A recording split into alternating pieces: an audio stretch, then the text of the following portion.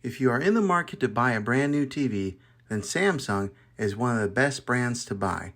In today's tech video, we are going to review the Samsung S95B. It's the QD-OLED.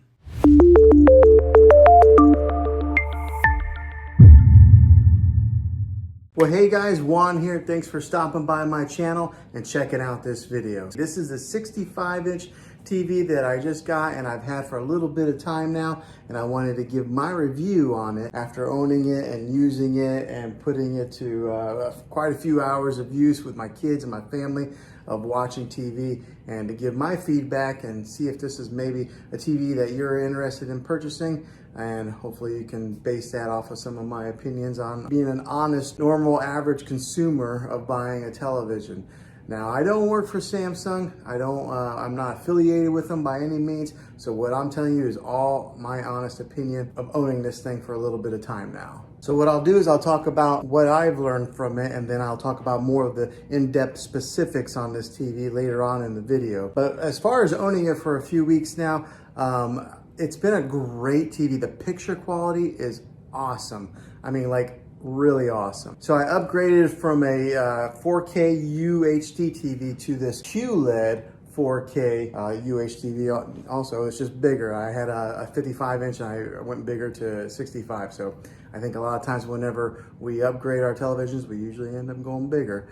But that's what I did, and I gotta tell you, the picture on this, beautiful. It's just awesome. The other day I was watching Endgame on it, and the clarity was so clear. It was almost like they were right there and I could reach in there and touch them. That's how the clarity is on this.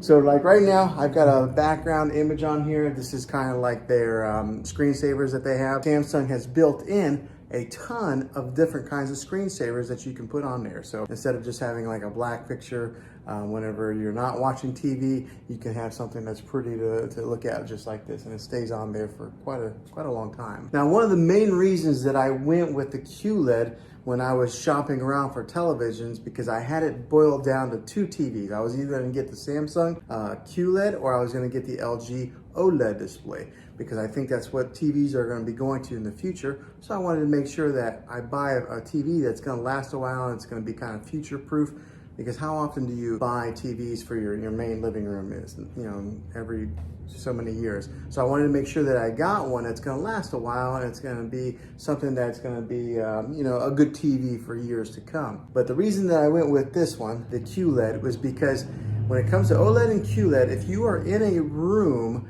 that has a lot of natural light, like for this room, for example, I've got a lot of windows over here. There's a couple windows over here. There's a glare that'll be on the TV. The Samsung QLED is better when it comes to glares on a TV than they are with OLED. So that was one of the big reasons that I went with this TV. Also, I am a fan of Samsung.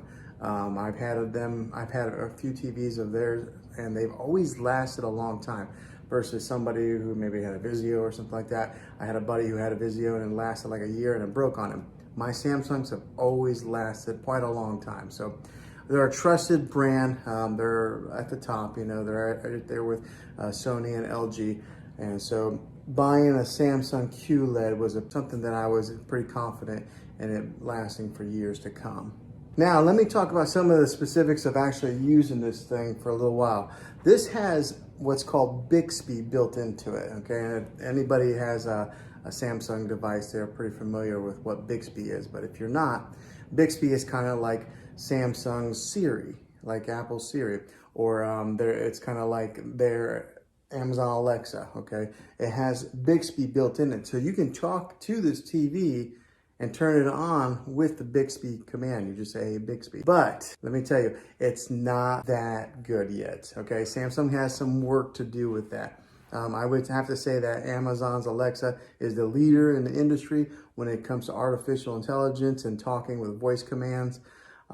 Siri works pretty good on my phone. Maybe not as good as Alexa, but these guys are last in line. I don't know, for some reason it doesn't understand my voice very well. I sometimes gotta yell it. It does have that capability to have that voice command in your TV. So talk about living in the future. We're like in the Jetsons age, or Back to the Future too, if you're a fan of those movies like I am. Now, the other thing that I experienced that was kind of a con is that there was a time that I turned off the TV completely, and I was in the kitchen area and I was kind of cleaning, and then all of a sudden the TV just came back on. How creepy is that? But I'm sure it was because of that Bixby built in there that it turned it on. So it's almost like having poltergeist TV inside your house. So that was kind of weird. It's only done that twice to me. In the middle of the night, the TV came on one time. So in the good length of time that we've owned this TV, that's happened. So that's the con on it. But the pros outweigh the cons on this TV. It is such a great TV. The clarity, the picture on it is just amazing. So let's take a look at it a little bit. So the remote on this thing looks like this. Okay, so it's a pretty narrow remote. There's not a whole lot of buttons on there, so it's not real daunting. Sometimes you can get a remote that's got so many different buttons on there that you don't really know what to do with, but this is what the remote looks like, and it's kind of shaped like that. So it's almost a little bit narrow to lose into your couch or your recliner, but just keep an eye on this bad boy. Now, the great thing with this, it is a smart TV, so it does have its own smart capabilities that are built right into the TV. You don't have to go out and buy an external stick to put in there, another like a Roku device or a Fire Stick or anything like that. Samsung has their own smart technology built into the TV. So when you hit the home button, just like this, it brings up all the different options of apps that you can download on there. And with this being one of the newest TVs out in the market, one of the best TVs out in the market, it's got every app that you can pretty much think of. So it's got even Apple TV, which sometimes it's not available on all TVs, but this has Apple TV. It's got your Disney Plus, your Hulu, your Netflix, which are built in. And then also on the remote, it's actually got Netflix right here. It's got Prime Video and Hulu as quick shortcuts that you can press, and it'll automatically launch those apps. And along with having all the different apps that you can download, it does have its own like TV platform. So we'll go right here, this little icon. So right there's Disney Plus, Spectrum. That little icon there is kind of like their own built-in platform, and it's got free movies on there also. It's got movies that you can buy. I haven't used it too much because I've always just used our Netflix or our Disney Plus, but it does have that capability in case you buy it and you don't have a subscription to Netflix, Hulu, or any of the other ones. You can watch free movies on their built-in platform. And like I mentioned previously in the video, it's got its ambient mode, so it's got all these different options to select different screensavers on there. So we'll go to the ambient mode screen on this right now. Okay, so it's loading, and then along here on the bottom, it's got different kinds of features. It's got like My Album, so maybe if you wanted to upload your own pictures to the Samsung platform, you could have your own pictures displayed on here. It's got like artwork. It's got like different kinds of contemporary type of artwork. So it's got so many different features on there. But I kind of like the landscape view, so I've kept that on there for a little while. Every once in a while, I'll change it up. And if you are in the whole Smartthings platform with the Samsung, it is built right into this TV to where you can control some of your other devices that are in that Smartthings hub. So that's kind of a neat little feature that you're able to access it right here on your remote through there. So another way is you could always just dive into your phone, download the Smartthings app, and do it that way also. So it gives you so many different ways of being able to access your content, and they do it very easily. All right, so for example, right here, this is Endgame. I wish you guys could really see the clarity of this screen here. It's kind of hard to tell from recording on it like this, but it's got excellent quality, and the sound is pretty good for just being the built-in speakers on a TV. I know a lot of people will get sound bars to put at the bottom of their TV or mount them. It has pretty good sound for just being the standalone speakers that are built in. Another great feature with this TV is the bezel that goes all the way around the TV right here. It's really thin, so most of what you see is just screen. There's not a whole lot of plastic that you see along the edges. Now this is a 65-inch TV.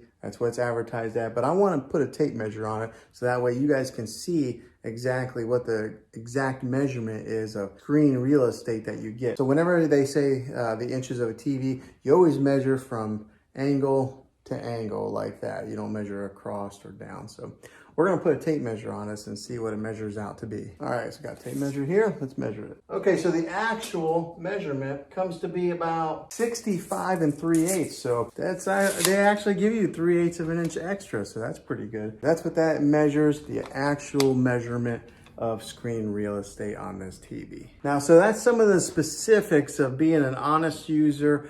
Probably a lot of people who are going to watch this video are not really ones that need to dive so much into the technical part of the television. They just want to know some of the main user specifics. So that's what I've experienced so far. All right, so hopefully this helped you out in deciding if this was the TV for you. If it is, make sure you throw a thumbs up on this video if you enjoyed it, and go ahead and subscribe to my channel now. That way you can see all the tech videos that I'm making here in the next year to come. And I'd love to have you back in the next one as a subscriber. So thanks for watching this video, guys. And as always, be creative.